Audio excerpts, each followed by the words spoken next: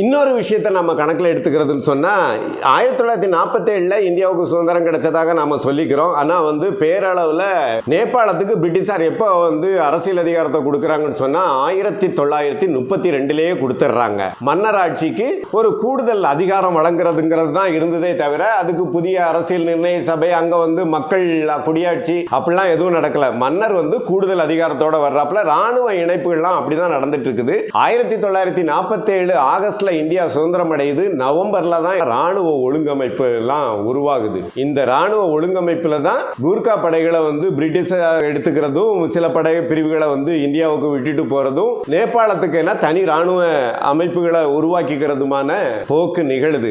அப்பவும் கூட இந்தியாவினுடைய ராணுவ மேலாண்மை தக்க வைக்கிற முறையில தான் அது நீடிச்சிட்டு இருக்குது. அதாவது உங்களுக்கு ஒரு விஷயத்தை சொல்றோம், பகிரங்கமாக மக்களுக்கு தெரியலனாலும் ஊடகங்கள்ல எல்லாம் வர்ற செய்தி தான் இந்தியாவினுடைய ராணுவ தளபதி நேபாளத்தினுடைய கௌரவ தலைவர்.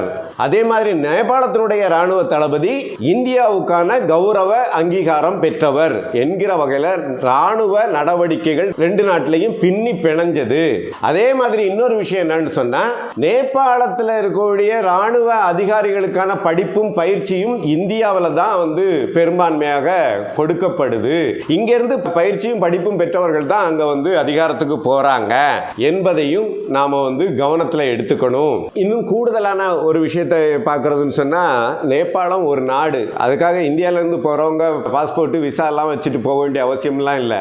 சாதாரணமா கால்நடையா போகலாம், ஆட்டோவில் போகலாம், ரிக்ஷால போகலாம். இதெல்லாம் இயல்பான வகையில் இருக்குது. எந்த அளவுக்கு நேபாளம் இந்தியாவுக்கு ஒரு திறந்த வெளி சந்தையா இருக்குதுங்கிறத புரிஞ்சுக்கிறதுக்காக சொல்றேன்.